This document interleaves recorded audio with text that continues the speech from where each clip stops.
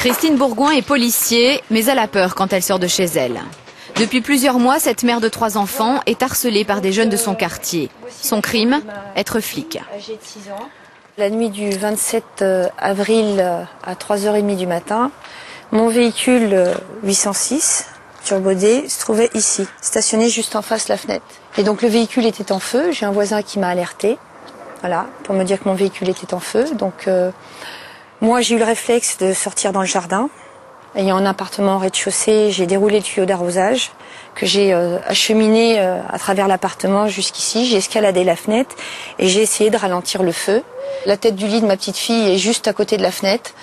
Donc si le voisin n'avait pas donné l'alerte cette nuit-là, en sortant ses chiens à 3h30 du matin parce qu'il commencerait tôt le travail, ben, Dieu sait quoi. J'ose même pas imaginer ce qui serait passé si quelqu'un n'avait pas donné l'alerte, quoi. Il y a eu aussi les insultes envers sa fille aînée. Les murs ont été blanchis depuis, mais des tags injurieux recouvraient les bâtiments. Bon, ça a été effacé. Hein. Les insultes ont été effacées, elles se trouvaient là. Donc en gros caractère, assez volumineux. Et puis. Il y avait écrit quoi? Marie la salope, fuck les keufs. Christine a pris des photos des graffitis. Leurs auteurs connaissent le prénom et le nom de sa fille. Certains étaient en classe avec elle. Pour éviter d'être repérée, Christine change régulièrement de voiture. Et lorsqu'elle rentre tard le soir, elle ne passe pas par la porte d'entrée, mais par derrière, pour éviter les ennuis. Donc voilà, je vais vous montrer. Je passe par ici, donc avec des courses, c'est pas pratique. Voilà. Ensuite, avec son portable, elle appelle ses filles qu'elle a changé d'école pour lui ouvrir la porte. Donc s'ils sont dans la chambre, ils risquent peut-être pas d'entendre. C'est cela son quotidien désormais, se cacher et se terrer chez elle. Voilà. Voilà, donc je suis chez moi, je rentre chez moi. Christine Bourgoin est fière pourtant d'être brigadier. Au printemps dernier, le préfet l'a décorée pour ses 20 ans de carrière. L'un de ses voisins était de la fête, mais aujourd'hui les résidents refusent de l'aider par peur des représailles. Ils ont toujours et même à la limite été fiers de me fréquenter à une époque où il n'y avait aucun souci. Et maintenant que je rencontre des soucis, les gens me fuient, quoi. C'est assez paradoxal. Et d'ailleurs, ils sollicitaient mon soutien pour des courriers quand ils avaient besoin, parce qu'ils ne savaient pas rédiger des lettres. Et puis maintenant, moi, je sollicite une attestation de leur part, justifiant que j'ai toujours été un bon voisin.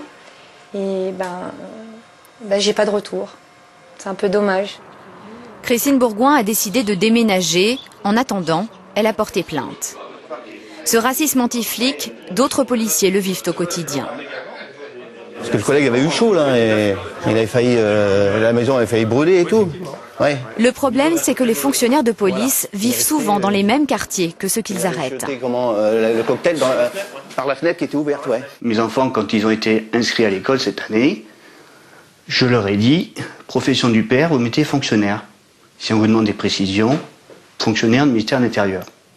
Je ne veux pas qu'ils subissent un harcèlement, une discrimination, parce que je suis flic. Je vous citerai pas les noms parce qu'ils désirent garder l'anonymat, parce qu'ils veulent pas que ça recommence où ils habitent. Mais on est des cas, on est obligé en urgence de déménager le collègue. Le collègue, déjà, quand ça s'est passé, qu'ils sont prêts à sa femme et ses enfants, il a été obligé de poser un maximum de vacances en attendant qu'on lui trouve un appartement pour protéger sa famille. Tu habites ? Christine Bourgoin a brisé le droit de réserve pour parler. Mais les autorités, elles, se murent dans le silence. Son commissariat de l'Essonne et la direction départementale de la sécurité publique se sont refusés à tout commentaire sur ce sujet. Ce qu'on constate là, bon, ça nous arrive, je ne veux pas dire tous les jours, mais ça nous arrive de reloger malheureusement des collègues qui sont victimes de ce genre d'agression. Je vous ai dit tout à l'heure, hein, on a 100% de plus de fonctionnaires de police qui sont agressés depuis cela 10 ans. Ça veut dire à peu près 14 policiers blessés par jour. Ce n'est pas rien. Ça veut dire que, et ça commence à être agaçant parce que bon, on fait toujours le constat, on le dit, on le clame.